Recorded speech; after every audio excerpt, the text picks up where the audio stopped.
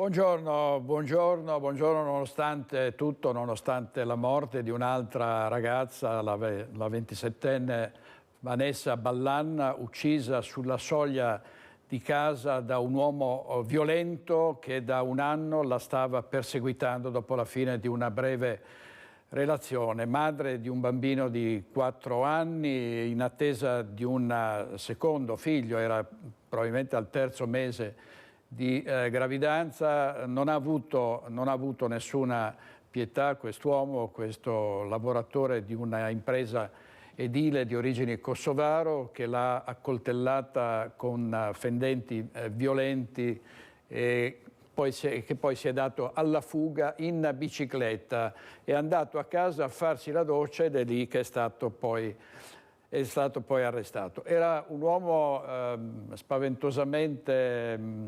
prepotente, che esigeva obbedienza, il rispetto, lo si intuisce, lo si capisce subito da questi messaggi che postava sui social. Vediamo. Sostituirmi è facile, ma trovare un cuore come il mio è impossibile. Puoi cercare in lungo e in largo, ma non troverai nessuno con la stessa fiamma ardente, con la stessa determinazione infallibile. Sono unico, un pioniere della resilienza. Ascolta, puoi farmi di tutto sino a che te lo permetto, ma c'è una cosa che non devi fare, non sottovalutarmi, mai.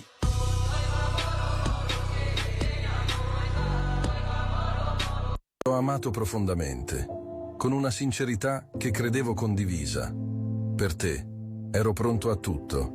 A scalare montagne, a attraversare oceani. Ma hai scelto di tradire questa fiducia, di spezzare. Non mi mettere mai in condizione di essere una persona senza cuore, perché il giorno che lo sarò, per te è finita. Non te lo dimenticare mai.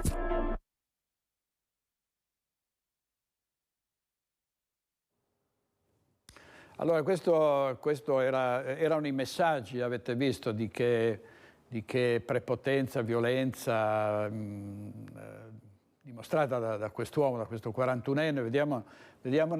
Vediamone un'altra serie e poi ci collegheremo con Lucio Zanato, che è al Tribunale di Treviso, perché l'uomo è stato portato in carcere a Santabona. Il procuratore Martani ha appena terminato una conferenza stampa in cui ha dato tutti i dettagli di questo assassinio e anche della cattura del criminale. Vediamo intanto come rappresentava se stesso sui social. Mia madre mi ha cresciuto come la persona più gentile e dolce che tu abbia mai incontrato. Ma se mi manchi di rispetto, ti mostrerò perché ho il cognome di mio padre. C'est fini, je te laisse tranquille. Je ne vais plus te harceler de messages. Je ne vais plus perdre mon temps avec quelqu'un qui ne me veut pas dans sa vie. Si tu m'avais vraiment aimé, les choses auraient été différentes. Je n'aurais pas eu à me torturer l'esprit pour comprendre pourquoi tu agis ainsi. Qu'ai-je fait pour mériter un tel mépris? Qu'est devenu tout ce que tu m'as dit? Était-ce sincère à un moment donné? Ou était-ce simplement des paroles en l'air pour me séduire, me manipuler, me donner de faux espoirs? Mon cœur a voulu y croire. Mais ma raison me dit que tu n'as jamais été honnête avec moi. Tes actions n'ont jamais suivi tes paroles. Tu as joué avec mes sentiments et tu t'en fiches. Alors oui, c'est toi qui as initié cette histoire. Mais c'est moi qui la termine. Tu aurais pu être quelqu'un d'important dans ma vie, mais tu n'as été qu'une étape insignifiante que j'oublierai rapidement. Je ne te souhaite ni le meilleur, ni le pire. Je ne te souhaite rien du tout. Je me libère de toi. Je tourne la page. Fais ce que tu veux de ta vie, mais loin de la mienne. Gli occhi non si sbagliano mai. Gli occhi non mentono mai. Gli occhi non commettono mai errori grammaticali. Gli occhi hanno una dizione perfetta. Quanto parlano gli occhi e ci dicono se sei una persona buona o cattiva. Dicono che gli occhi siano lo specchio dell'anima. Io aggiungo che gli occhi sono lo sguardo del cuore. Mio padre mi diceva: quando parli, guarda sempre le persone in faccia.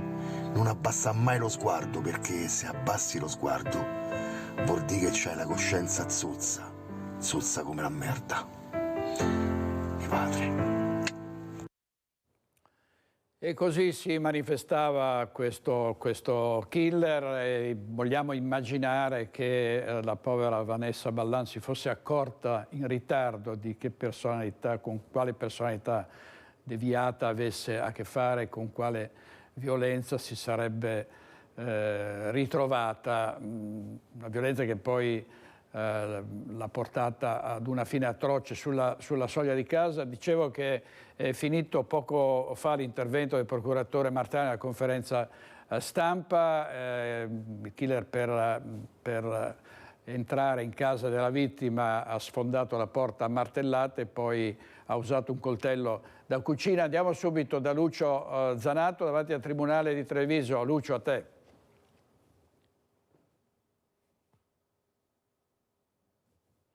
Chiuso. Ieri sera intorno poco prima di mezzanotte c'è stato l'arresto dell'aggressore, del 41enne kosovaro Fajay Budar, che appunto stava cercando di fatto di fuggire, perché questo è l'elemento che è emerso durante la conferenza stampa del procuratore capo Marco Martani. Perché stava cercando di fuggire? Perché intanto aveva premeditato tutto. Questo sta emergendo chiaramente nel corso delle ore, soprattutto delle indagini, direttore, perché intanto aveva organizzato l'arrivo in bicicletta. Cosa vuol dire? Vuol dire che pur avendo un furgone, perché lui fa l'imbianchino e aveva il suo furgone come ditta individuale, il furgone è rimasto nel parcheggio della sua casa di Altivole col motore freddo controllato dai carabinieri, invece si è portato davanti alla casa di Vanessa Ballan in bicicletta con un borsone. Dentro il borsone aveva tutte le strumentazioni per poter entrare in casa. Evidentemente aveva pensato tutto, tanto è vero che una telecamera a distanza vede una persona intorno poco prima di mezzogiorno saltare la rete di recinzione della casa di Vanessa e poi entrare, e questa persona entra con un borsone. A quel punto più o meno la ricostruzione l'abbiamo detta in tutte le maniere, sfonda la porta posteriore, entra, poi prende a pugni in faccia la ragazza, la getta a terra e poi la colpisce più volte con un coltello da cucina. È così forte l'azione che lui porta al petto della donna, perché non è sceso e non ha offeso il feto che portava in grembo. Ricordiamo che Vanessa Ballan era incinta, non da tanto, da novembre pare appunto fosse incinta, e dicevo appunto è stata così forte l'azione, così violenta, così cruenta, che si è ferito pure lui la mano. Si è ferito naturalmente, come può essere successo, che talmente la violenza nel spingere la lama all'interno dell'altro corpo è stata forte e ha portato naturalmente a ferirsi la mano. E proprio per questo fatto qua io ricordo proprio questa, diceva il dottor Martani, io ricordo altri casi di violenza efferata con un problema, cioè che quando mi è capitato in un'altra parte il problema è stato che in quel caso l'omicida è scappato ed è sparito in Macedonia. Quindi era la vera preoccupazione degli inquirenti il fatto che questa persona potesse scappare, anche perché si era organizzata in tutte le maniere. Aveva postato dei video in cui si faceva vedere al confine sloveno, aveva utilizzato appunto la bicicletta per non farsi notare, però i carabinieri hanno immediatamente creato un dispositivo, una rete molto discreta per certi versi, che si è espanso ovunque nei punti dove poteva arrivare. Ecco, anche Lucio, perché poi sentiremo le parole del procuratore Martani durante la conferenza stampa, però un punto molto rilevante intanto è quello di una quasi sicura premeditazione del delitto, e poi anche abbiamo visto il procuratore a disagio quando ha dovuto ammettere che sarebbero state necessarie delle misure di allontanamento dalla casa della vittima, no? Come al solito purtroppo si arriva a questa conclusione quando è troppo tardi. Sì, questo è un altro dato che è emerso con un po', se vogliamo, di imbarazzo.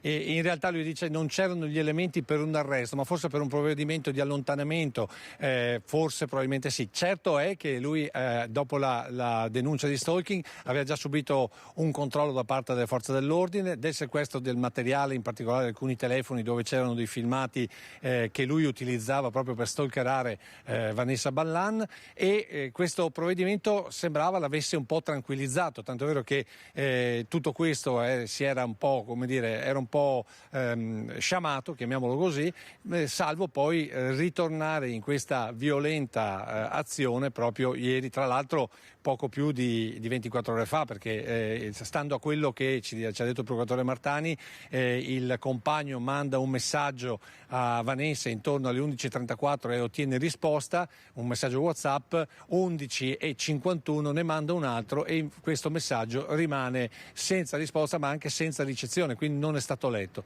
Presumibilmente quello è stato il momento in cui Vanessa veniva uccisa. Ecco Lucio, c'è un altro elemento, tu citavi giustamente l'arco di tempo in cui sarebbe avvenuto il delitto e poi successivamente il ritrovamento del corpo da parte del compagno che è tornato a casa, ma c'è un vuoto tra il ritrovamento del corpo e il delitto per il quale ci si può chiedere come mai nessuno sia intervenuto, no? Perché questa scena è avvenuta comunque all'aperto, sulla soglia di casa, nessuno ha segnalato la presenza di un cadavere, nessuno ha chiamato i carabinieri a quanto risulta, subito dopo l'aggressione intendo.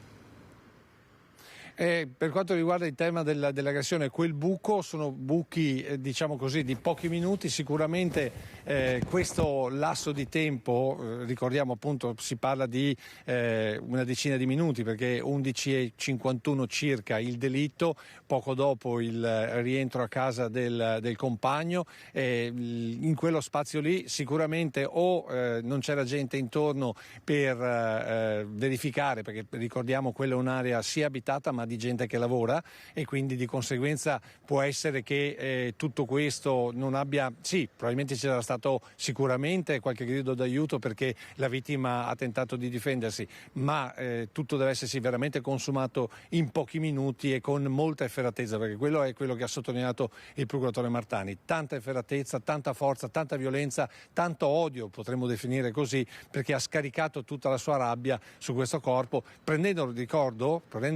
prima a pugni in faccia la ragazza e poi successivamente ferendola mortalmente con decine di coltellate, perché questo va detto, proprio fino a ferirsi lui la mano, quindi un'efferatezza veramente molto forte per la quale oltretutto adesso lui rischia l'ergastolo perché c'è la premeditazione, perché c'è l'omicidio volontario, perché c'è anche il vincolo di parentela, il vincolo affettivo, insomma ci sono diversi capi di imputazione molto molto pesanti. Ecco Lucio, altri due punti, perché noi adesso nel TG faremo una sintesi dopo una lunga diretta, una vera e propria maratona che è iniziata 4 ore fa su Antena 3, la nostra Antena 3, quindi una diretta in cui avete detto, insieme a Vanessa Banzato, avete dato tutti i dettagli nel TG condotto, nella prima edizione condotta da Christian Arboi. No, gli altri due elementi che ti volevo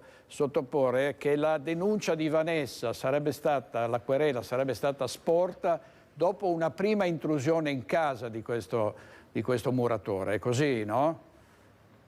Sì, diciamo che di gesti ce ne sono stati diversi perché c'è stata l'intrusione in casa, però prima lui si è presentato una volta al supermercato e l'ha spintonata e tra l'altro gli ha anche detto ti uccido, però pare che questi elementi non siano stati sufficienti per provvedimenti più importanti di quella perquisizione in casa dopo l'accusa di stalking. Certo che per l'ennesima volta c'è da fare una riflessione, tanto è vero che io l'ho già detto più volte, questo oltre che essere un delitto diciamo così in termini legali e giudiziari è soprattutto un elemento che deve far riflettere le nostre comunità sulla situazione attuale, perché se continuiamo ad avere femminicidi in questa maniera e soprattutto abbiamo questo squilibrio, passatemi il termine mentale, da parte di alcune persone, ci devono essere dei provvedimenti a tutela delle donne non appena c'è un segnale. Quando questi segnali sembrano leggeri e in realtà poi portano a queste conseguenze, vuol dire che anche il legislatore deve un po' alzare, come dire, l'asticella dei provvedimenti che devono essere attuati. A te. Senti Lucio, un'ultima cosa tra le molte che ha detto il procuratore Martani è non è sicuro che l'assassino sapesse della gravidanza di Vanessa Ballan perché il concepimento risale, è stato detto in conferenza stampa, al novembre scorso. Quindi c'è il sospetto che l'ipotesi che non sapesse, anche se poi potrebbe averlo saputo tranquillamente dall'ambiente di lavoro, dalle amiche o dagli amici della stessa vittima. Sì, allora questo è un altro dato particolare, come anche il fatto che lui non si sia accanito sul ventre, quindi significa che lui voleva sicuramente uccidere Vanessa e si è accanito soprattutto sulla parte superiore, vicino al cuore, quindi proprio la volontà di ucciderla c'è stata tutta con, ripeto, grande violenza, grande rabbia, e questo è un dato importante. Il concepimento, l'ha detto il pubblico ministero che sta seguendo il PM di turno, ha detto giustamente che il concepimento risalirebbe, diciamo così, a metà di novembre, e quindi di conseguenza presumibilmente l'omicida non sapeva dello stato interessante, insomma, di Vanessa Ballan. Certo è che in questo caso comunque lui è accusato non più, cioè in altre situazioni potrebbe essere configurato anche il duplice omicidio, ma in questo caso forse proprio per il breve lasso di tempo tra il concepimento e l'omicidio non si può configurare un duplice omicidio, ma sarà un omicidio con l'aggravante proprio anche della donna incinta. Lucio, ti ringrazio molto, grazie davvero del grande lavoro che avete fatto in queste ore, e casomai ci ricolleghiamo più tardi. Grazie molto a Lucio Zanatto, a Nicoletta Rizzetto, insomma a tutti i nostri tecnici che sono sul campo. Vi dicevo, la conferenza stampa del procuratore Martani, iniziata circa un'ora fa, si è conclusa. Sentiamo un'intervista rilasciata subito dopo. Gravi indizi di colpevolezza e aggravanti, le può precisare, procuratore? I gravi indizi di colpevolezza, li ho sintetizzati prima, sono in primis il movente, che praticamente era l'unica persona che aveva un movente nei confronti di Vanessa. Poi la circostanza è che sulla scena del crimine sono stati trovati il martello con l'insegna, con la scritta della sua ditta individuale 7 Color, utilizzato per sfondare la porta a vetri laterale d'ingresso della villetta, e il coltello da cucina utilizzato per compiere il delitto è rinvenuto nel lavandino. È un coltello da cucina che non faceva parte dei servizi presenti in quella casa, con un manico di legno molto caratteristico e simile ai coltelli da cucina che c'erano invece nell'abitazione di Bouchard, quindi verosimilmente un coltello da cucina suo. Poi quando è stato sottoposto a fermo, aveva indosso i vestiti che indossa la persona che è stata ripresa dalla telecamera di sorveglianza di una villetta vicina a scavalcare la recinzione della casa di Vanessa.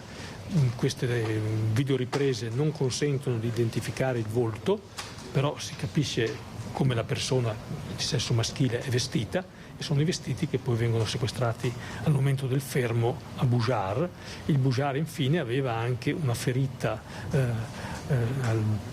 alla mano destra tra l'indice e il pollice, che è assolutamente compatibile con l'utilizzo di un coltello da cucina per sferrare fendenti. Dopo l'omicidio che è fatto il 112, diciamo che si voleva costruire. In serata, esattamente. C'erano elementi che mi fanno credere. Allora, in serata questo fa parte comunque del quadro indiziario, in serata ha telefonato al 112 con un telefono privo di SIM in maniera da non essere localizzabile, e con un giro di parole, a mio parere, ha sostanzialmente ammesso il fatto. Cosa ha detto? Ha detto: sono stato io a fare questa brutta cosa, una cosa del genere.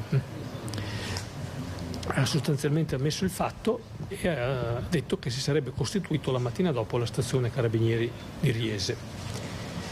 Abbiamo un motivo di dubitare su questa fosse la sua vera intenzione, anche perché nella circostanza aveva detto che si trovava in una zona che non è quella in cui risultava trovarsi sul serio. Voleva fuggire. Pensiamo che lui fosse tornato a casa nella notte per prelevare quello che gli serviva e fuggire. Ecco. I capi di imputazione? I capi di imputazione, appunto dicevo, è un omicidio con 4 aggravanti, aggravato da premeditazione, perché tutto fa pensare alla premeditazione, tra l'altro è anche andato sul posto con la bicicletta anziché col suo furgone per non rendersi identificabile, premeditazione, il fatto di aver commesso l'omicidio nei confronti di una persona con cui c'era stato un pregresso legame sentimentale, il fatto di aver commesso l'omicidio nei confronti di una persona che aveva perseguitato con lo stalking, e il fatto di aver commesso l'omicidio nei confronti di una donna incinta. Sono aggravanti che nel loro complesso comportano la pena dell'ergastolo e comunque precludono il rito abbreviato. Lei ha detto solo il carcere avrebbe potuto impedire un omicidio. Allora, con certezza sì. Non è stato con certezza dopo sì. la denuncia di Stolberg? No, per il carcere, cioè, i presupposti per il carcere non c'erano. Per il carcere semplicemente non c'erano, era anche un incensurato, insomma, non c'erano dei segnali univoci su un pericolo gravissimo di vita per l'incolumità. Ecco, c'erano i presupposti secondo me per poter chiedere la misura di divieto di avvicinamento. Questi secondo me c'erano. Diciamo che non è stata presa immediatamente.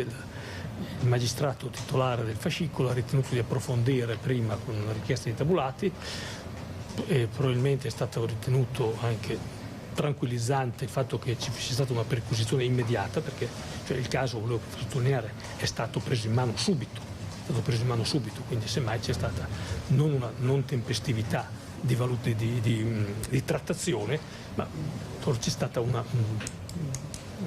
forse una inadeguatezza nella valutazione delle esigenze cautelari, in particolare della loro urgenza. E così il procuratore di Treviso Martani, avete sentito, ha detto potrebbe esserci stata una inadeguatezza nella valutazione delle misure cautelari, nel senso che ha ammesso il procuratore che in questo caso c'erano i presupposti per intervenire più radicalmente, cioè non soltanto con una perquisizione che peraltro deve avere alterato lo stato già instabile di quest'uomo. Andiamo però subito a Riese Pio X da Vanessa Banzato, che si trova davanti all'abitazione della vittima. Vanessa. Sì, eccoci direttore, buongiorno anche a tutte le persone che ci stanno seguendo. Ecco, c'è una piantina, chiedo a Cristian Roque Allende se la inquadra. Quella piantina è stata portata proprio questa mattina, un fiore bianco per rendere omaggio, per rendere onore, per ricordare Vanessa Ballan. Una cosa che sta emergendo perché con Lucio si sono profilati tutti quanti appunto i particolari dettagli di questa terribile vicenda. Dall'altro punto di vista sta emergendo la figura di una donna splendida, una donna solare, una donna carica di vita, una bella persona, ecco, che è stata strappata dalla vita, dalla mano di questo uomo. Abbiamo sentito i vicini di casa, abbiamo sentito i colleghi di lavoro, i clienti, e tutti concordi proprio su questo sorriso, su questa solarità di Vanessa Ballan, sempre. Io a proposito chiederei alla regia se riesce a lanciare proprio l'intervista che abbiamo raccolto in mattinata con una vicina di casa che conferma tutto quello che ho appena detto in questo momento. C'è una vicina di Vanessa Ballan, Maika Scapin. La donna è ovviamente molto scossa, signora. Molto, anche perché io sono partita ieri mattina e come tutte le mattine salgo dalla rampa e la vedo che aspetta il pulmino con Mattia, il piccolino. Abbasso il finestrino e saluto e basta. Questo è stato, dopo sono arrivata a casa ieri sera, perché tra l'altro io ieri in pausa non sono neanche tornata e ho visto quello che ho visto e quindi è sconvolgente, perché alla fine 26 anni morire così. Dopo ho saputo da ieri ho saputo che tra l'altro aspettavo un altro bambino, quindi basta. Io di lei ho un ricordo bellissimo, perché lei aveva sempre il sorriso solare, carica.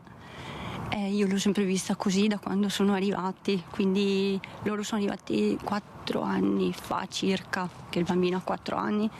Il bambino è nato praticamente qua? Sì, quindi è il più piccolino, dopo ce ne sono altri 2 vicini, però insomma è il più piccolo lui.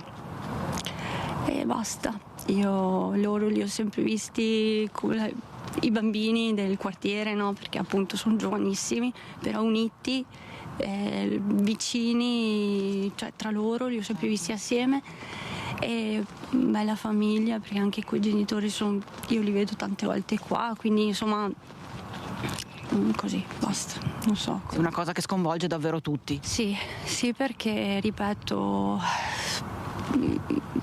non so neanche cosa dire, cioè non dovrebbero succedere queste cose, assolutamente.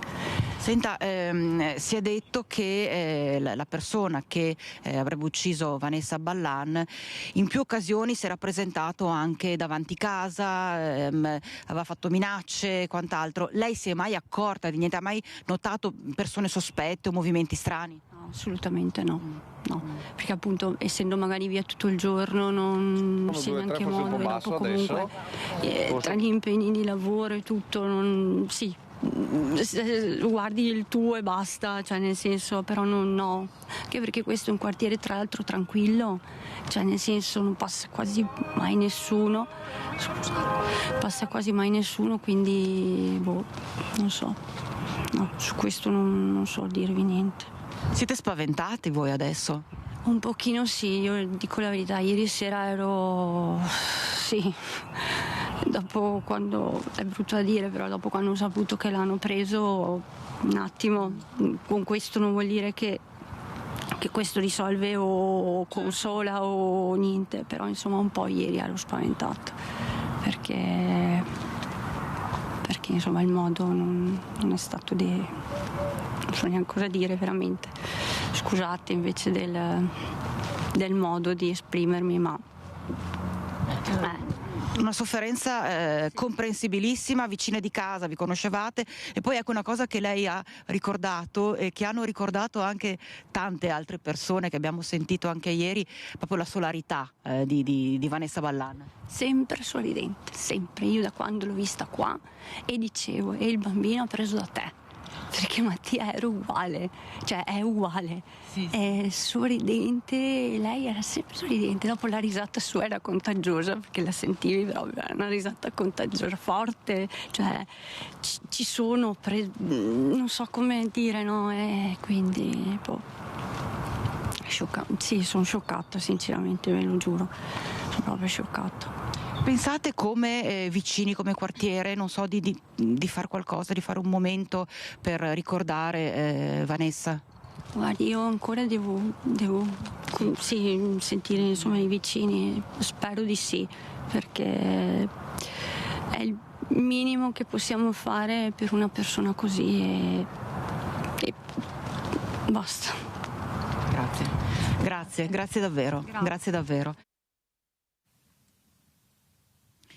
Sì, ecco direttore, hai sentito insomma parole davvero cariche di commozione, cariche di emozione, anche quelle della vicina di casa di Vanessa Ballan. E tra l'altro ecco abbiamo chiesto proprio se nel quartiere intendono fare un qualcosa per ricordare questa giovane donna barbaramente uccisa, e pensano invece di muoversi, di fare qualcosa nel luogo di lavoro dove Vanessa Ballan da diversi anni era occupata come cassiera. Stiamo parlando del supermercato proprio in centro a Riese Pio X, l'Eurospin, dove Vanessa Ballan lavorava, e ci hanno detto dalla direzione che prossimamente, già domani, si recheranno alcuni dirigenti, direttamente la proprietà addirittura del supermercato si recherà a far visita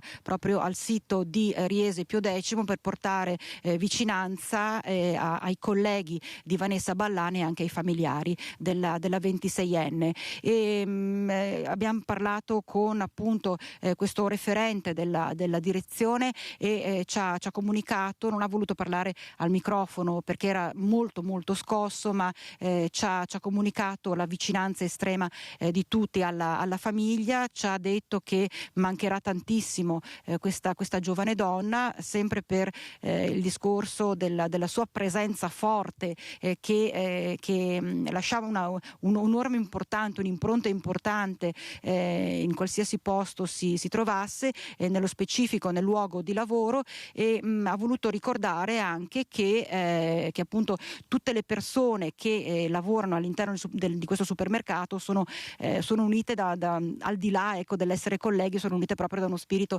di amicizia, quindi questa amicizia che vede strappata una persona cara, e ha voluto proprio ci ha chiesto il direttore del supermercato di divulgare un messaggio. Ha detto: visto che voi avete le telecamere, i microfoni, potete farvi ascoltare dalle persone, ci ha chiesto di divulgare il messaggio rivolto soprattutto alla classe politica, alla classe dirigenziale, perché dice si muovano, facciano davvero qualcosa di concreto, perché non è possibile che si arrivi sempre ad agire dopo che è successa la tragedia. Quindi cercare di attuare tutte le misure possibili di prevenzione che possano a 360 gradi coprire, tutelare soprattutto le donne, perché visto che in quest'ultimo periodo soprattutto si sta acuendo questa crudeltà, questa violenza nei confronti delle donne. Ha parlato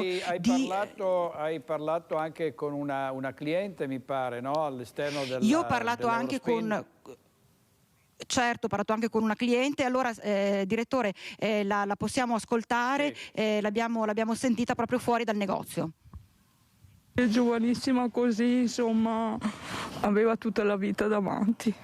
Lei fuori dal microfono e dalle telecamere ha detto quando finirà tutto questo? Sì, quando finirà tutto questo. Io ho sempre odiato la violenza, quindi mi chiedo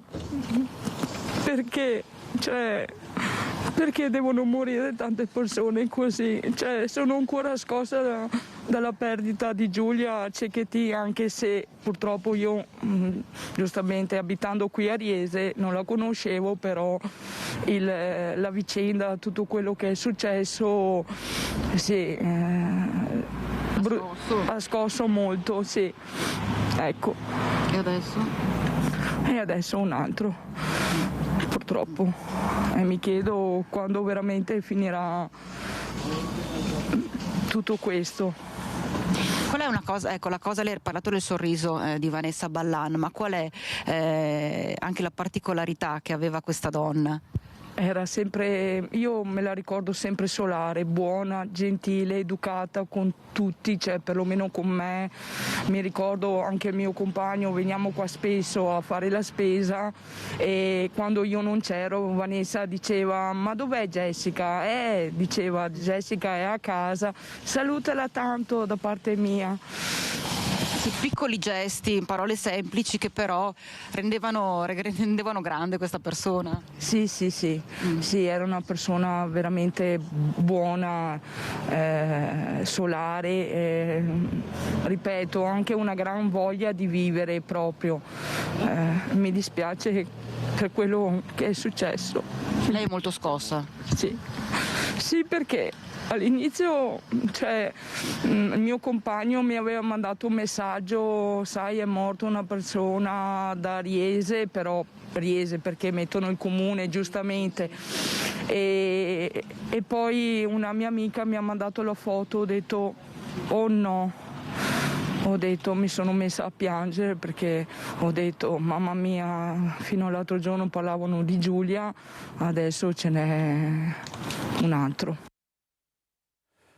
Ecco, Vanessa, Nicola, il compagno di Vanessa Ballan, è stato in caserma ai Carabinieri ieri per 6 ore, è stato sentito. Loro erano uniti in matrimonio o no? Non c'era stato un matrimonio, mi pare. Allora, no, loro convivevano da diversi anni, però, sì. Perché si erano conosciuti ancora a metà del 2010-2015, sì. Mi pare di aver capito. Nel 2019 poi era nato il loro primo figlio, quindi convivevano loro. Ecco, senti, sì, questa relazione, non erano sposati. Questa relazione con l'assassino è durata poco, no? Pochi mesi, probabilmente lei si è accorta che si trattava di un personaggio, in fondo basta vederlo, insomma, no? Basta guardarlo, devo dire, no? Adesso non per fare un ragionamento lombrosiano, ma insomma si evince subito dall'espressione, da quello che lui dice in questi post, in questi messaggi postati sui social, che è una persona, se non altro, molto aggressiva e che poteva diventare appunto violento. Probabilmente lei se n'era accorta. Probabilmente sì, se n'era accorta poco dopo, ecco, che è iniziata questa relazione. Tra l'altro sembra che si siano conosciuti proprio al supermercato dove Vanessa Ballan lavorava, e pare che tutto sia nato lì, durato poco tempo, e da alcune indiscrezioni pare che lei avesse confessato tutto poi al compagno. Infatti in caserma dei carabinieri erano andati entrambi a denunciare per stalking questo 41enne, perché lui aveva anche minacciato, tra l'altro, di divulgare dei video compromettenti, quindi insomma lei intanto si era resa conto della pericolosità dell'uomo, che poi però è stata confermata dagli atti successivi fino all'epilogo tragico di ieri.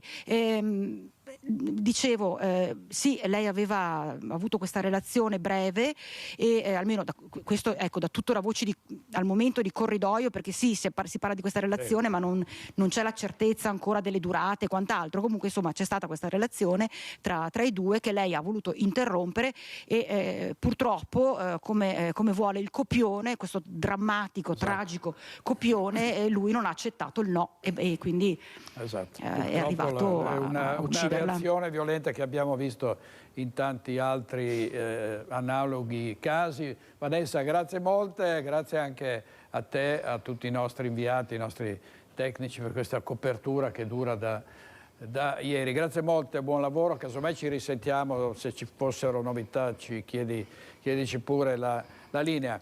Certo. Grazie. Adesso andiamo a Padova da Valentina Visentin in un centro antiviolenze, perché ovviamente le richieste di soccorso, di aiuto, di informazioni sono fioccate dopo la morte di Giulia Cecchettin e ancora più dopo l'uccisione di Vanessa Ballan. A te, Valentina. Sì, buongiorno direttore, siamo nella sede del Centro Veneto Progetti Donna, il centro antiviolenza di Padova, che già nelle ultime settimane, dopo il caso della morte di Giulia Cecchettin, aveva cominciato a ricevere molte più segnalazioni, non solo segnalazioni di maltrattamenti, di tutti quei reati spia sono in aumento, segno che comunque nelle donne c'è una maggiore consapevolezza. Tuttavia, cosa manca? Perché vediamo, nonostante le denunce, questi uomini continuano ad agire. Sì, sappiamo che non basta la denuncia per porre in sicurezza la donna, bisogna che quando la donna si rivolge alle istituzioni per chiedere sostegno, essere protetta, ci sia una corretta formazione da parte di queste persone che valutino il rischio che quella donna sta correndo quando appunto porta la sua situazione a queste istituzioni. Minacce di morte, continui pedinamenti, il fatto che ci sia un continuo controllo di dove la donna è e anche farsi trovare fuori dal luogo di lavoro della donna sono segnali che denotano un alto livello di rischio per l'incolumità della donna stessa. Per il reato di stalking sono previste diverse misure cautelari che possono essere attivate appunto dall'autorità giudiziaria e quindi anche tutelare le donne che in qualche modo sono vittime di questo reato. Ecco, già a ottobre, parliamo dell'ultimo caso, quello di Vanessa Ballan, già a ottobre la donna aveva denunciato la preoccupazione per gli atteggiamenti di questo uomo che minacciava di diffondere anche video intimi della loro relazione che si era conclusa.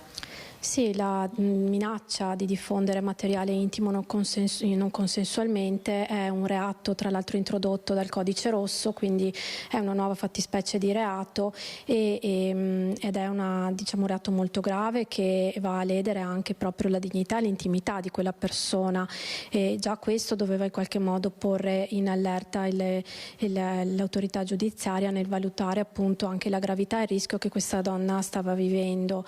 Inoltre sembra ci fossero anche delle minacce di morte e insomma noi sappiamo che quando ci sono questo tipo di minacce poi a volte anche si verificano e quindi un'alta allerta deve essere posta in essere da parte delle istituzioni. Vogliamo ricordare, Mariangela Zanni, ancora una volta quali sono i numeri da contattare in caso insomma di paura, di percezione che qualcosa può diventare molto più pericoloso? Sicuramente le donne possono contattare i centri antiviolenza, il numero 1522 a livello nazionale o a Padova l'800 81 46 81. Nei casi di pericolo imminente dove la donna non si sente sicura appunto a fronte di un'aggressione, noi consigliamo sempre di chiamare le forze dell'ordine. Allora ringraziamo Mariangela Zanni, che è la responsabile del Centro Veneto Progetti Donna di Padova. Un ultimo dato, di quante telefonate al giorno parliamo? Quante telefonate gestite? Nell'ultimo mese abbiamo avuto un aumento esponenziale di telefonate e siamo arrivati anche a 15 nuove chiamate in una giornata, che sono più del triplo di quello che noi ricevavamo, perché ormai il trend non si sta abbassando. E in una settimana abbiamo dovuto far fronte a 44 nuove richieste di aiuto, e segno che sicuramente tante donne stanno prendendo consapevolezza e stanno prendendo anche fiducia nel chiedere aiuto ai centri antiviolenza, ma segno anche che c'è bisogno che lo Stato faccia qualcosa di più, perché ancora siamo molto indietro nel proteggere le donne veramente da questo fenomeno. Ecco, 44 nuove denunce in una settimana solo per la provincia di Padova sono un numero veramente che fa riflettere e che dà il peso di questa emergenza. Da Padova è tutto, restituisco la linea allo studio. Grazie molte a Valentina Visentin. Tra l'altro queste informazioni, spesso queste notizie, questi appelli vengono poi girate alle forze dell'ordine e alla magistratura. Vediamo, intanto in regia ci sono oggi Italo Morao, Nadia Brazzo, Alessandro Granziera, che ovviamente ringrazio. Vediamo adesso, rivediamo i post su Instagram e su altri social dell'assassino. Tra le altre cose ha insistito sul rispetto che una donna deve avere per lui, per il cognome che porto e per il ruolo che rappresento. Insomma un megalomane, per non dire un mitomane. Vediamo come si rappresentava sui social. Sostituirmi è facile, ma trovare un cuore come il mio è impossibile. Puoi cercare in lungo e in largo, ma non troverai nessuno con la stessa fiamma ardente, con la stessa determinazione infallibile. Sono unico, un pioniere della resilienza. Ascolta, puoi farmi di tutto sino a che te lo permetto, ma c'è una cosa che non devi fare, non sottovalutarmi, mai.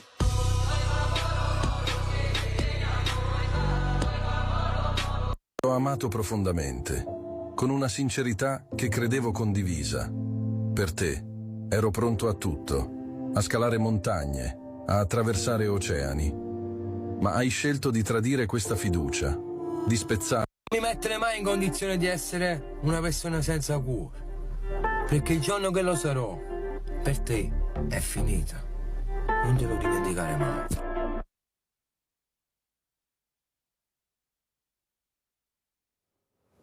Allora vediamo, questa era una prima parte delle uscite di quest'uomo sui social, vediamone anche un'altra, a dir poco inquietante. C'è da chiedersi come si possa avere una relazione con un personaggio di questo genere. Sentiamo.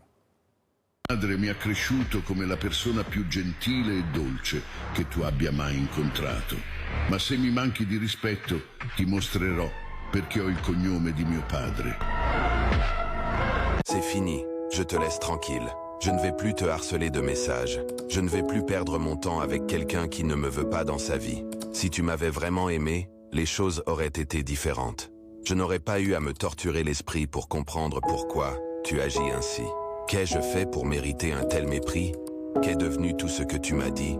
Était-ce sincère à un moment donné? Ou était-ce simplement des paroles en l'air pour me séduire, me manipuler, me donner de faux espoirs? Mon cœur a voulu y croire. Mais ma raison me dit que tu n'as jamais été honnête avec moi. Tes actions n'ont jamais suivi tes paroles. Tu as joué avec mes sentiments et tu t'en fiches. Alors oui, c'est toi qui as initié cette histoire. mais c'est moi qui la termine. Tu aurais pu être quelqu'un d'important dans ma vie, mais tu n'as été qu'une étape insignifiante que j'oublierai rapidement. Je ne te souhaite ni le meilleur, ni le pire. Je ne te souhaite rien du tout. Je me libère de toi. Je tourne la page. Fais ce que tu veux de ta vie, mais loin de la mienne. Gli occhi non si sbagliano mai. Gli occhi non mentono mai. Gli occhi non commettono mai errori grammaticali. Gli occhi hanno una dizione perfetta. Quanto parlano gli occhi e ci dicono se sei una persona buona o cattiva. Dicono che gli occhi siano lo specchio dell'anima. Io aggiungo che gli occhi sono lo sguardo del cuore. Mio padre mi diceva: quando parli, guarda sempre le persone in faccia. Non abbassa mai lo sguardo, perché se abbassi lo sguardo vuol dire che c'hai la coscienza zozza. Zozza come la merda. Mio padre. C'è da chiedersi se le forze dell'ordine abbiano avuto modo di vedere questi video e purtroppo, siccome era incensurato, alla fine si è ritenuto che non fosse, che la vittima non fosse esposta ad alcun pericolo. Così ha confermato anche il procuratore Martani. Sentiamo il ricordo di Vanessa da parte di colleghe e amiche.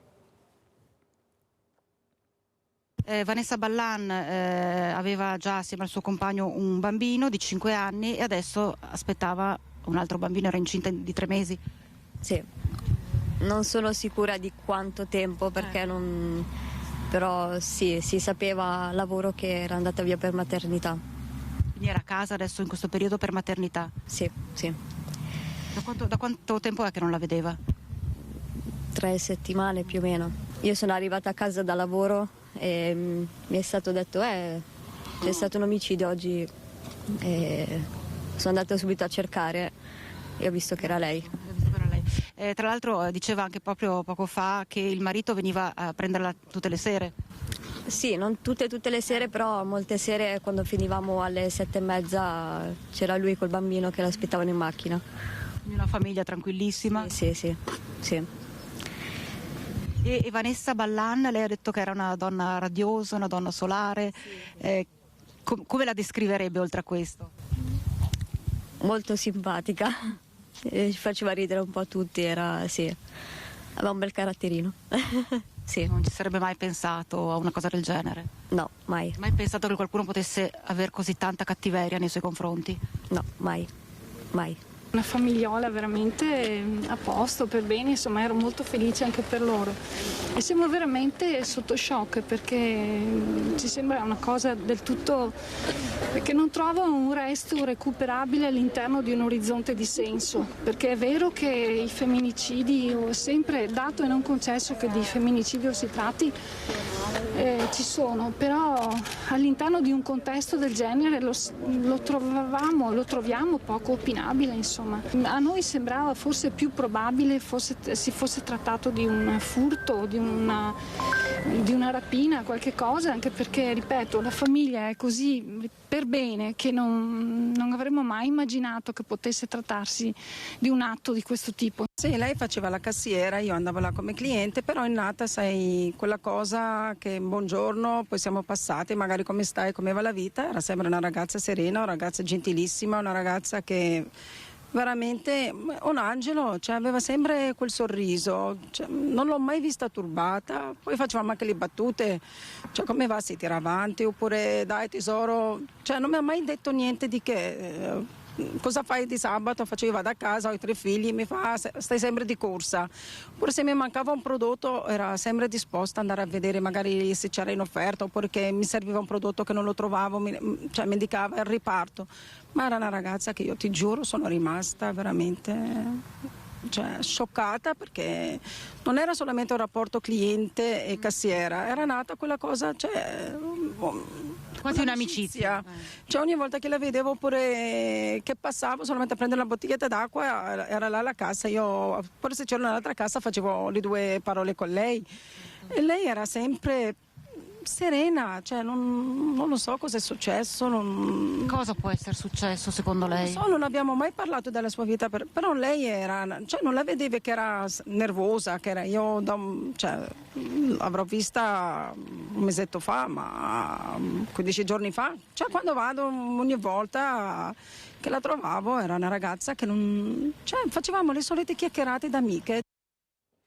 Una ragazza simpatica, sempre molto empatica, ma anche coraggiosa e determinata. Avete sentito un'amica che diceva aveva un bel caratterino, probabilmente quel carattere, quella forza ha indispettito l'ex amante fino ad arrivare ad ucciderla.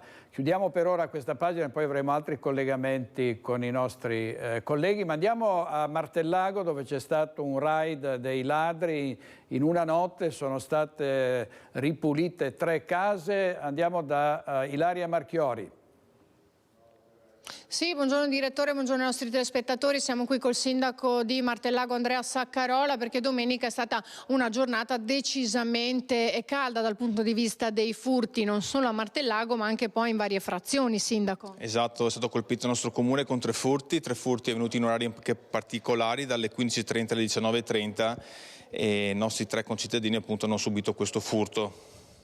Ecco, però c'è da dire anche una cosa importante. Siccome Martellago più volte, spesso nel corso degli anni è stata colpita, voi vi siete attrezzati sia con un buon controllo di vicinato che con anche molte telecamere posizionate in zona. In questi 5 anni di mandato avevamo 26 telecamere nel 2018, oggi ne abbiamo 120, abbiamo ampliato molto il controllo di vicinato e ringrazio i coordinatori e tra l'altro c'è stata fatta rete anche tra i cittadini.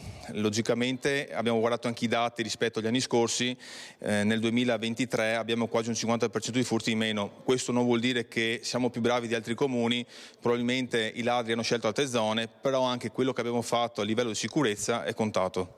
Ecco, ovviamente come sempre questo è un periodo dell'anno caldo non dal punto di vista meteorologico ma proprio per i furti, quindi ci sono anche dei consigli importanti da ripetere, perché li diciamo ogni anno ma è il caso anche di ripeterli proprio per chi non vuole essere svaligiato, anche se comunque non è una garanzia. Sicuramente sì, infatti i ragazzi del controllo vicinato fanno delle riunioni periodiche dove illustrano ai nostri concittadini cosa devono fare per essere più sicuri, tipo lasciare le luci accese, quando si va in ferie non postare su Facebook dove si è, perché naturalmente si capisce che la casa è libera e quindi può essere derubata, e altri sicuramente suggerimenti che questi ragazzi danno quando fanno questi incontri. Tra l'altro in un condominio che è stato preso di mira domenica, un condominio proprio qui a Martellago, sembra che abbiano agito proprio cercando di posizionarsi in quella parte un po' nascosta alle telecamere, quindi conoscitori della zona o comunque l'avevano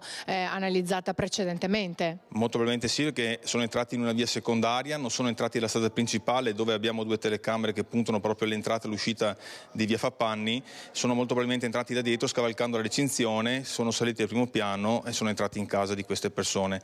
Quindi naturalmente bisogna stare molto attenti anche nel come chiudere la casa, magari dotarsi anche di un buon allarme, perché sicuramente quando l'allarme suona loro scappano e non portano via niente. Perfetto, ringrazio il sindaco di Martellago Andrea Saccarola, qui dal comune di Martellago restituisco la linea allo studio. Grazie molte. Andiamo a Padova dove c'è stato un arresto in pieno centro di un ladro che ha rubato nei negozi affollati, non si fa nessuno scrupolo, proprio rubano davanti alle persone, e questo ladro però è stato arrestato dopo aver aggredito i poliziotti. In pieno centro ha rubato delle confezioni di profumo in un negozio affollato di gente che stava facendo acquisti natalizi. La polizia è intervenuta in via Altinate, dove il ladro si è dato alla fuga dileguandosi lungo via Santa Lucia e le vie del centro gremite. Gli agenti, grazie alle immagini delle telecamere del negozio e alle testimonianze dei clienti, hanno iniziato le ricerche del ladro, che è stato individuato poco dopo in zona stazione. Quando i poliziotti hanno cercato di fermarlo, lui li ha aggrediti con violenza, ferendo alla mano e alla gamba uno di loro. Alla fine è stato arrestato. Si tratta di un cittadino algerino 44 anni, irregolare sul territorio, pluripregiudicato per reati di furto, possesso ingiustificato di chiavi e grimaldelli, rapina, violenza e minaccia a pubblico ufficiale e lesioni personali. Lo straniero verrà espulso. Vice Valentina Visentin, e ancora furti, questa volta a Treviso. i ladri hanno tentato di entrare dalla finestra di un appartamento al primo piano con i proprietari in casa, ma poi sono fuggiti. Abito al secondo piano e quindi fanno il primo, magari fanno anche il secondo, tra l'altro proprio davanti, non dietro, che magari potrebbe essere meno illuminato. Provvederemo comunque. C'è paura tra gli abitanti di via Sartorio, laterale della principale via San Pelaio, Treviso. Ancora ladri in azione pochi giorni fa. All'imbrunire intorno alle 17:30 dei ladri hanno provato ad entrare dalla finestra dell'appartamento al primo piano che affaccia direttamente sulla via con gli inquilini all'interno. Probabilmente intimoriti dalla loro presenza sono immediatamente fuggiti. L'umore tra le persone che abitano nel condominio preso di mira è quello della rassegnazione e dello sconforto. Non il solo caso, infatti. L'ultimo, quello di un pomeriggio di pochi giorni fa, quando i ladri, approfittando dell'assenza per pochi minuti dei proprietari, sono riusciti ad entrare dalla finestra al primo piano di un condominio vicino. Quando ci sono persone estranee alla zona che stazionano per lavori, stranamente coincidono sempre periodi di furti. Una via dove sorgono condomini da entrambi i lati della strada, palazzine che in questi mesi sono interessati da lavori di ristrutturazione esterna. Già capitato, racconta al citofono un'inquilina del primo piano, che quando c'è molto movimento aumentino i furti o i tentativi di malviventi di entrare in casa. L'unica cosa che i residenti possono fare è correre come possono ai ripari, più illuminazione e installare sistemi di allarme anche esterni. I ladri fanno di tutto. Ho sentito addirittura che hanno coperto l'illuminazione con un maglio o qualcosa, insomma. Però più di tanto non so. So solo che viviamo un po' nella paura. Allora, vediamo una notizia dall'Arena di Verona per chiudere questa prima parte del Focus TG. L'Arena di Verona, incidente sul lavoro, è morto un autista di 56 anni schiacciato da una lastra di marmo. Ormai siamo a una media di un incidente al giorno, davvero spaventoso. Andiamo in pubblicità e torniamo subito, ci ricollegheremo con Lucio Zanato e Vanessa Banzato per darvi le ultime notizie sulla tragica fine di Vanessa Ballan, accoltellata a Riese Pio X dall'ex amante.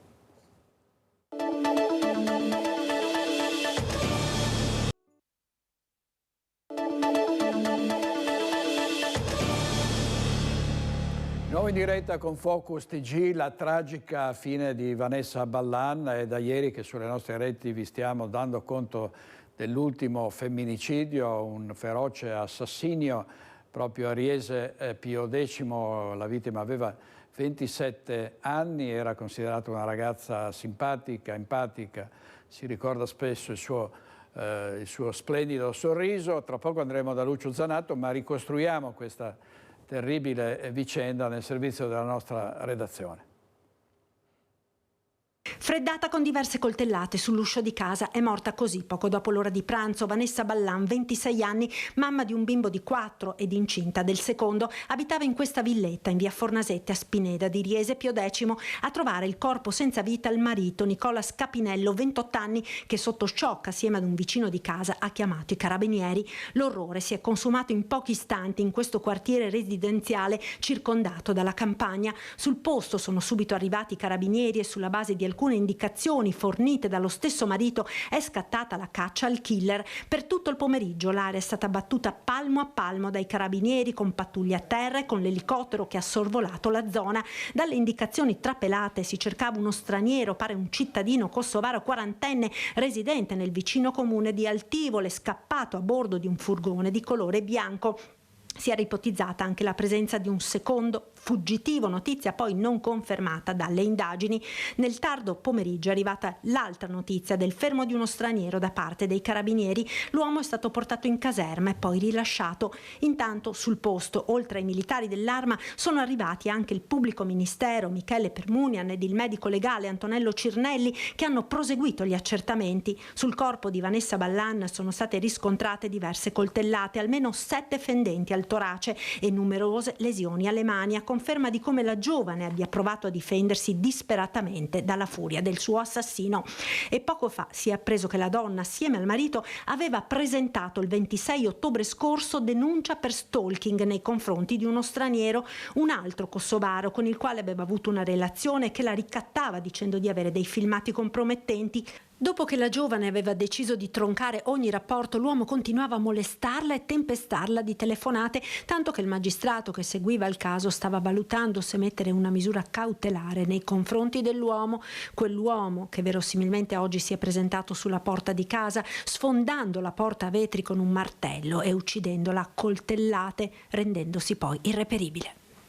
Questo era il servizio di ieri di Marta Marangon. Nel frattempo l'assassino è stato arrestato, adesso è nel carcere di Santabona. È stato arrestato in casa sua mentre faceva la doccia, ha raggiunto la casa della vittima in bicicletta e poi è tornato nella sua abitazione distante un paio di chilometri, sempre pedalando. Torniamo adesso da Lucio Zanato davanti al Tribunale di Treviso, dove il procuratore Marteani ha tenuto stamattina una conferenza stampa. Lucio.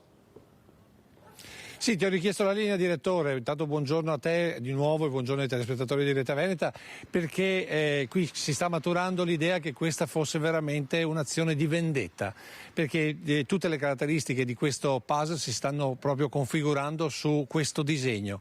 L'idea di non riuscire a avere più questa donna per sé e quindi la rabbia covata, un primo tentativo di irruzione in casa sua a cui è seguita la denuncia per stalking, il fatto che poi si fosse presentato nel supermercato dove lei lavorava, l'abbia spintonata, gli abbia anche detto ti ammazzo, e tutto questo poi, diciamo così, sopito, hanno cercato di spegnerlo con la perquisizione dopo la denuncia di stalking e il sequestro dei telefoni dove pare ci fossero delle immagini della loro relazione prima che Vanessa Ballan tornasse dal marito e gli spiegasse tra l'altro tutto. Insomma, tutto questo legato a una vendetta di un uomo che non riusciva a darsi una ragione, o forse proprio per un impeto personale di rabbia, e poi meditata in tutti i particolari, come hai già detto tu, direttore, la bicicletta, il fatto di scegliere una bicicletta per avvicinarsi nella casa di Riese Pio X per non destare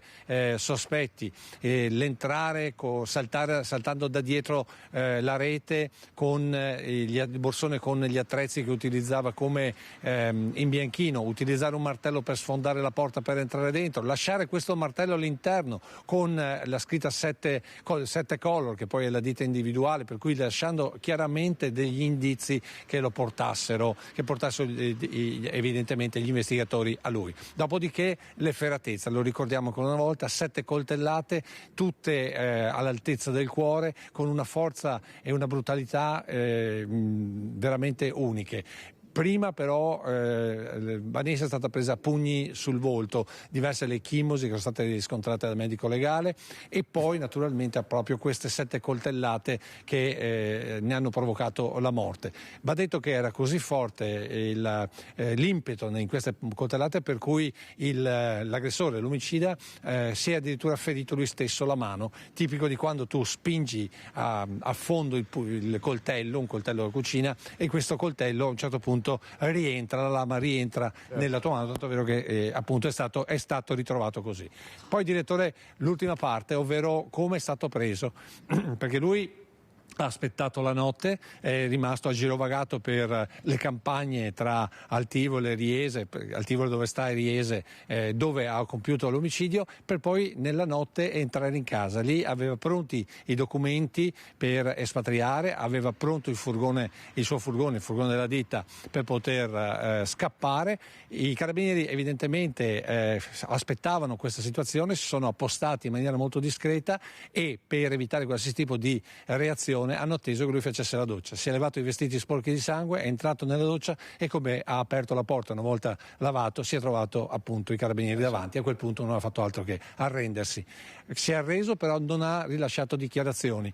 L'unica cosa che ha chiesto 2 legali di fiducia che in questo momento lo stanno seguendo, dopodiché è stato condotto prima a Castelfranco dai carabinieri, poi successivamente a Treviso e adesso è a Santabona. Tutto questo è stato fermato grazie proprio a questo dispositivo dei carabinieri che sono intervenuti in maniera discreta, contemporaneamente hanno fatto vedere che comunque perlustravano, quindi evidentemente lui nel suo girovagare aveva già calcolato che sarebbe stato al centro dell'attenzione. Però un piccolo errore l'ha fatto perché è andato a prendere pari un caffè nel bar di Altivole, dove è stato notato. Questo è un altro piccolo particolare emerso proprio oggi. Per ultimo, proprio il tentativo di fuga. Lui sicuramente avrebbe preso la macchina e, come aveva preannunciato con delle immagini probabilmente postate per depistare, avrebbe varcato il confine sloveno per poi tornare in Kosovo, da cui non sarebbe più rientrato. Quindi il termine di questa storia è vendetta, una vendetta che ci deve far riflettere perché nonostante tutto forse un provvedimento un po' più importante nei suoi confronti, un provvedimento di distanza, un obbligo di distanza, un obbligo di separazione sarebbe stato forse più utile. Ricordiamo per ultimo, direttore, poi ti dirò la linea, 4 i capi di imputazione che porteranno probabilmente all'ergastolo, perché c'è l'omicidio volontario, c'è l'aggravante con l'aggravante nei confronti di una persona, l'aggravante affettiva, chiedo scusa, e poi c'è anche l'altra aggravante, quella del fatto che Vanessa Ballan fosse incinta. Forse questa cosa lui non la sapeva, però non ha infierito nel ventre, ma ha infierito esattamente al cuore. E questi sono altri aspetti che poi verranno chiariti nel corso delle ulteriori indagini. Dimmi. Lucio, non aveva precedenti penali quest'uomo, e questo purtroppo ha contribuito a considerare le sue minacce non gravissime, no? Per cui non si è intervenuto. Ha detto Martani come avrebbero dovuto fare in queste circostanze i magistrati. Si sa qualcosa della sua vita privata, cioè se avesse avuto altri legami, se viveva da solo nell'abitazione, se avesse avuto altre, non so, se avesse avuto una famiglia magari in Kosovo o dei figli? Si sa qualcosa? Ecco, tutto questo è stato escluso. Lui faceva una vita tutto sommato solitaria, non aveva avuto precedenti in relazione, non aveva, se non la famiglia naturalmente da cui è nato in Kosovo, ed è una persona che, stando a quello che hanno detto nel corso della conferenza stampa, assolutamente, come dire, tranquilla, incolore, potremmo definirla così, come è stata definita, perché al di là del lavoro e di qualche frequentazione delle persone che conosceva, delle persone con cui lavorava, altre situazioni non aveva. Probabilmente questa, chiamiamola così, relazione con Vanessa Ballan gli aveva, come dire, gli ha cambiato la vita, e una volta che questa relazione si è conclusa per volere della donna, evidentemente in lui è maturata la rabbia per una decisione che lui non ha preso ma che ha invece subito. E questo è un altro elemento non da poco, secondo me, perché su queste cose si deve pensare per una giusta legislazione. Cioè non è detto che una persona, e l'abbiamo visto anche con Turetta, non è detto che una persona apparentemente tranquilla non coltivi all'interno del proprio io questi sentimenti di rabbia, questi sentimenti di violenza, soprattutto questi sentimenti di vendetta nei confronti di una donna che dopo un po' ti dice no, guarda, basta, finisce qui la nostra storia. A te. Lucio, ti ringrazio molto, grazie ancora e buon lavoro. Andiamo avanti, sempre restando su questo delitto, lo shock, il dolore anche del sindaco di Riese Pio X, che ieri non è riuscito a trattenere le lacrime, è stato sopraffatto dall'emozione. Vediamo. Siamo sotto shock, lo dico personalmente, anche sono sconvolto e faccio fatica a trovare le parole. Penso che in questo momento sia meglio magari stare in silenzio prima di dire frasi fatte o cose fuori posto. Ho parlato anche con i carabinieri che stanno facendo il loro lavoro, mi auguro che quantomeno venga fatta luce su quello che è successo. E il mio pensiero va alla famiglia, al bambino di Vanessa, e cercheremo di essere più vicini possibile alla famiglia, a tutte le famiglie, perché ovviamente è una tragedia che sconvolge molti nuclei familiari, che sconvolge molte comunità, e anche noi ovviamente ne siamo partecipi e cercheremo di fare il nostro dovere. Però poi la giornata più triste. Scusate. Lei la conosceva? Non conoscevo lei, conoscevo il marito, anche se non benissimo, conosco il nucleo familiare. Lei sinceramente non la conoscevo, era molto conosciuta però in paese perché lavorava in uno dei supermercati del paese, per cui era molto conosciuta, quantomeno anche di vista. E questo, insomma, io conosco appunto il nucleo familiare del compagno, che è una famiglia storica di Riese, e posso solo immaginare quello che stiamo vivendo in questo momento. Una tragedia così, una ragazza di 26 anni con un bambino di 4, cosa si può dire? Penso sia una situazione, la disgrazia più grande che possa accadere a una famiglia, a una comunità, quindi è difficile guardare avanti anche in un momento come questo. C'è stato il momento più bello dell'anno, tra virgolette, invece si trasforma nel momento peggiore per l'intera comunità, e per loro è facile da immaginare, purtroppo. E come per Giulia Cecchettin, il presidente Zaia ha indetto una giornata di lutto regionale per i funerali, per quando saranno celebrati i funerali di Vanessa Ballan. Ieri il presidente Zaia ha anche rinunciato ad impegni che aveva proprio per via di questo assassinio. Vediamo cosa ha detto ieri ai nostri microfoni. Cercheremo di capire quale sarà poi a bocce ferme tutta la dinamica con le responsabilità. Certo è che è inquietante quello che sta accadendo. A me mi è venuto subito in mente pensare che Vanessa sicuramente ha seguito per un mese la vicenda di Giulia, avrà commentato questa vicenda senza sapere che la prossima vittima sarebbe stata lei. Ed è un'inquietudine, è un fatto orribile. Io spero che si aggiudichi alla giustizia quanto prima il responsabile, e sarebbe anche interessante capire qual è stata la dinamica e il movente di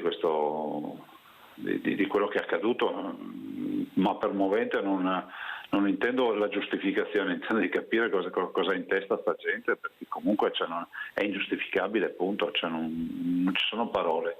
Certo è che c'è un bollettino di guerra ormai, un bollettino di guerra.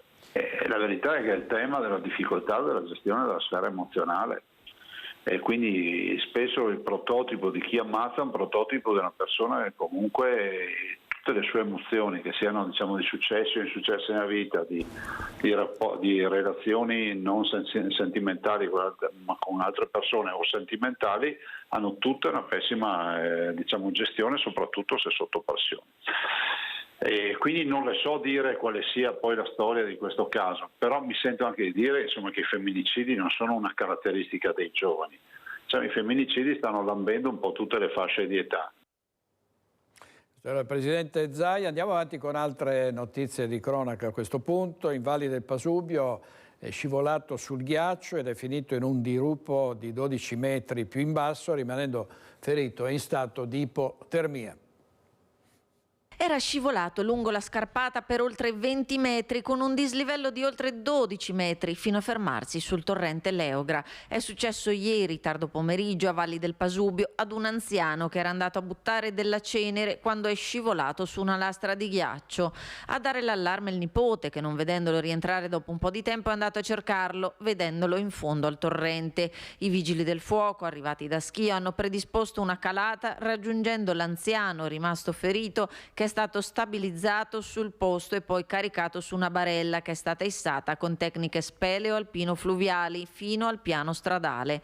L'anziano, cosciente ma in stato di ipotermia e diverse ferite al volto, è stato caricato in ambulanza e trasferito in ospedale a Sant'Orso.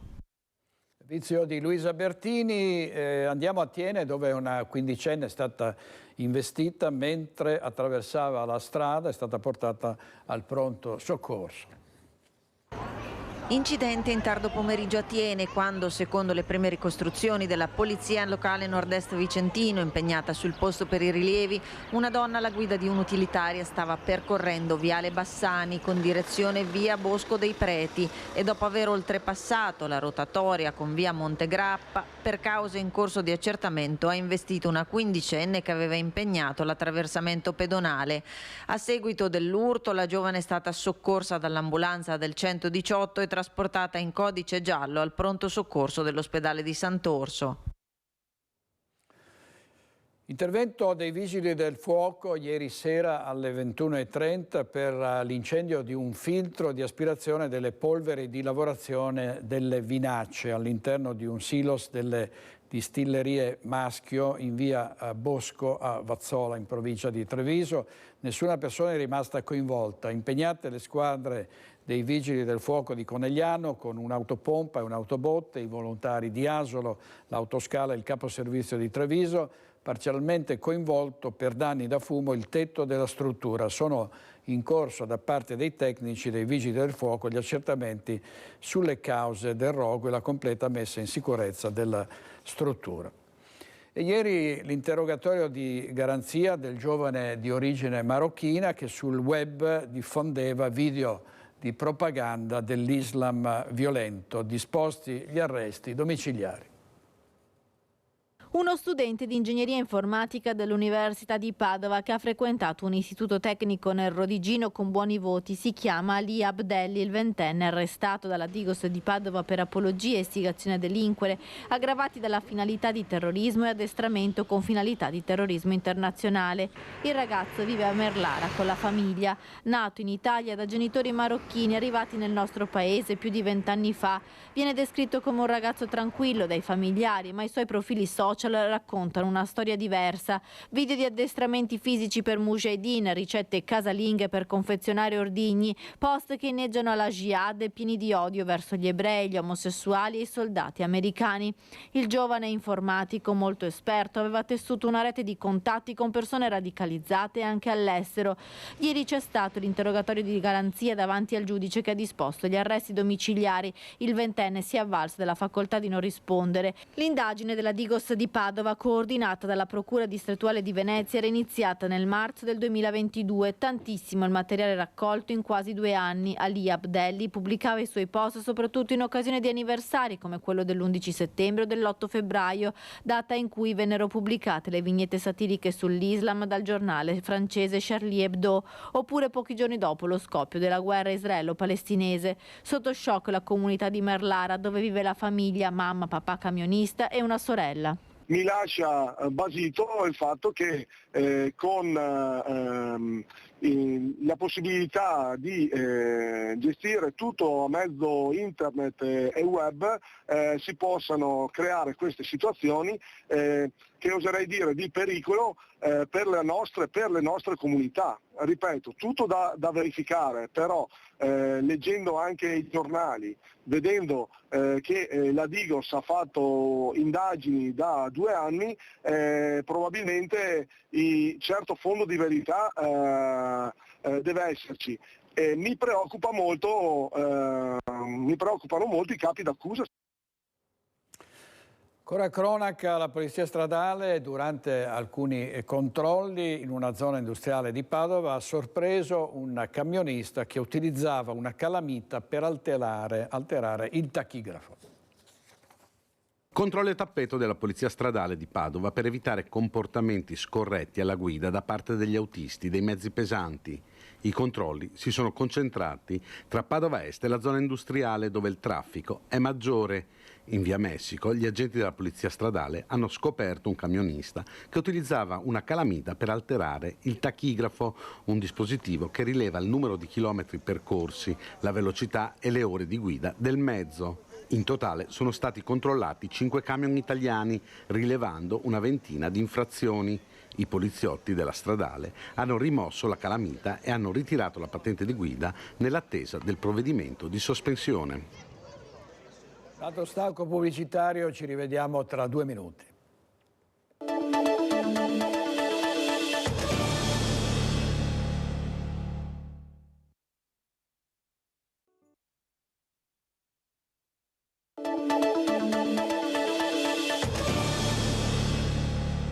nuovo in diretta con Focus TG. Tutti i giornali ovviamente aprono, i giornali locali, sull'ultimo femminicidio di Vanessa, la telefonata di Fandai Bujar al 112, l'ho uccisa io, domani vengo in caserma, particolare rivelato stamattina dal procuratore Martani durante la conferenza stampa.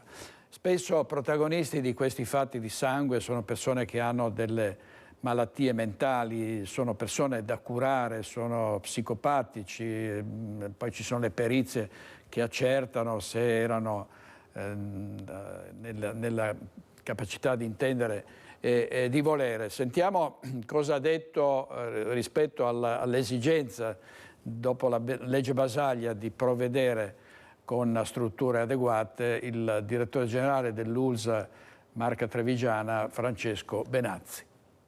E ci sono due sostanziali spartiacque.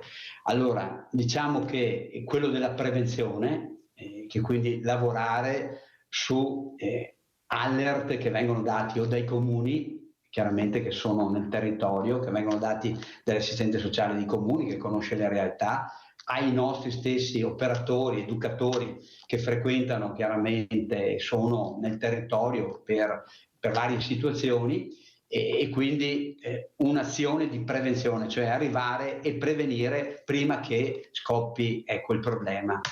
E c'è l'altro spartiacque, che è quello della salute mentale, dove abbiamo persone che hanno ovviamente una malattia e che devono essere sostanzialmente portate a superare un periodo difficile e soprattutto aiutate a affrontare la loro patologia in modo più sereno possibile, sia all'interno del proprio nucleo familiare sia all'esterno, per fare una vita tra virgolette normale sostanzialmente, nonostante la patologia. In questo caso qua si sta lavorando, perché questa è la psichiatria moderna, sul progetto di vita.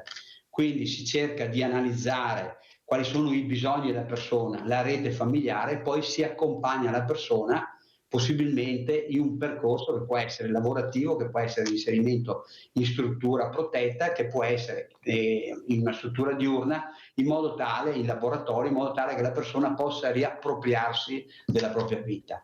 Su questo stanno lavorando i nostri psichiatri con il supporto degli psicologi e degli educatori. Noi riteniamo che sia fondamentale, ecco perché spesso e volentieri io ho battuto il tasto del sì, è vero, ci sono pochi psichiatri, ma lo psichiatra, se non è anche psicoterapeuta, lavora molto sull'utilizzo del farmaco e quindi sull'appropriatezza dell'utilizzo del farmaco. Ma la persona ha bisogno di essere accompagnata nel progetto di vita, perché non è che possiamo creare uno zombie utilizzando solo il farmaco. Noi dobbiamo utilizzare il farmaco in modo appropriato per dare la possibilità alla persona di vivere la propria vita in modo possibilmente autonomo. E questo lo facciamo ovviamente con l'educatore, lo facciamo con lo psicologo, ecco perché stiamo aspettando finalmente questa graduatoria di Azienda Zero per cominciare a inserire i psicologi che mancano nel territorio, in modo tale che ci sia un sostegno psicologico e un accompagnamento al progetto di vita, cosa che già stiamo facendo e che continueremo a fare rafforzandolo grazie all'inserimento anche degli psicologi. L'inserimento degli psicologi è fondamentale, sempre più importante. È stata posata la prima pietra della nuova sede dello IOV di Castelfranco Veneto. Per la realizzazione del nuovo ospedale è previsto un maxi investimento di 30 milioni di euro.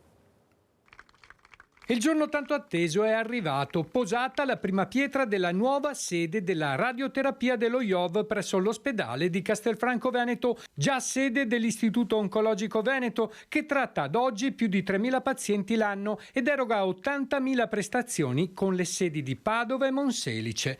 In questo campo, dietro l'ospedale, sorgerà un centro all'avanguardia con ambulatori, un'area per radioterapisti, fisici, tecnici ed infermieri e un centro direzionale. Il Presidente ha parlato di un nuovo ospedale in un ospedale? Decisamente sì, si continua con il riferimento dell'Istituto Oncologico Veneto, stiamo parlando di una struttura da 15 milioni di euro, all'interno della quale saranno 15 milioni di attrezzature per le cure, diciamo, della radioterapia. Il nuovo centro dello IOV si svilupperà in una superficie di oltre 3.000 metri quadrati. È importante perché delinea lo sviluppo dello IOV a Castelfranco, ma delinea lo sviluppo non solo dello IOV di Castelfranco, ma dello IOV, in quanto è una delle 3 sedi su cui si articola la radioterapia. Avrà una macchina importante, innovativa, che è l'RMN Linac, che non abbiamo nelle altre 2 sedi, e poi avrà come prima battuta un ulteriore acceleratore lineare per poter ovviamente ampliare la numerosità dell'offerta. Nei 12 mesi di cantiere è prevista la realizzazione di 2 bunker contenenti quanto di più tecnologicamente avanzato per la radioterapia, più altri 2 bunker lasciati al grezzo. Avrà 4 bunker in cui installare 4 apparecchiature di ultima generazione, quindi di alta tecnologia. Le prime 2 sono già state scelte e le altre 2 saranno scelte in base all'evoluzione della tecnologia nei prossimi 1-2 anni. Particolare cura verrà posta anche all'umanizzazione, rendendo accogliente l'ambiente, facendo sentire il paziente il più possibile a proprio agio. In futuro quanti pazienti potrete seguire? Noi pensiamo di poterne seguire almeno altri 1.000 all'anno, tenendo presente una potenzialità di tutte le 3 sedi che devono evolvere ulteriormente. Il problema che abbiamo, come hanno in tanti, è trovare gli specialisti. Noi ci aspettiamo che la costruzione termini nel giro di 1 anno e poi venga installata la tecnologia, questo richiederà alcuni mesi, e poi inizieranno le prime 2 apparecchiature e noi ci aspettiamo che possa essere un numero di parecchie centinaia di pazienti che ogni anno potranno beneficiare di questo trattamento. Servizio di Nicola Marcatto. Il sindaco Mario Conte, il sindaco di Treviso, dopo aver tenuto per sé la delega dei beni culturali, ha nominato il nuovo assessore alla cultura ed è Maria Teresa De Gregorio, già direttrice della direzione beni e attività culturali della Regione del Veneto.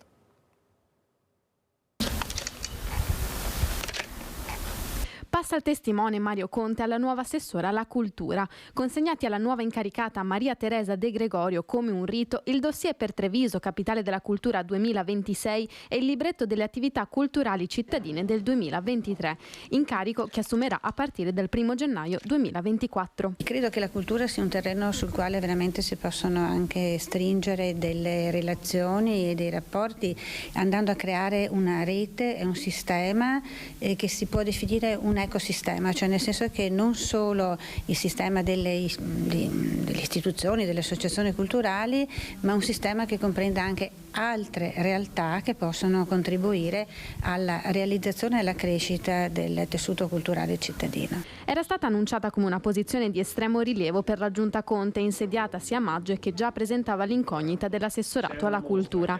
Promessa mantenuta. Maria Teresa De Gregorio, già direttrice della direzione beni e attività culturali della Regione Veneto, prende le redini dell'amministrazione culturale della città.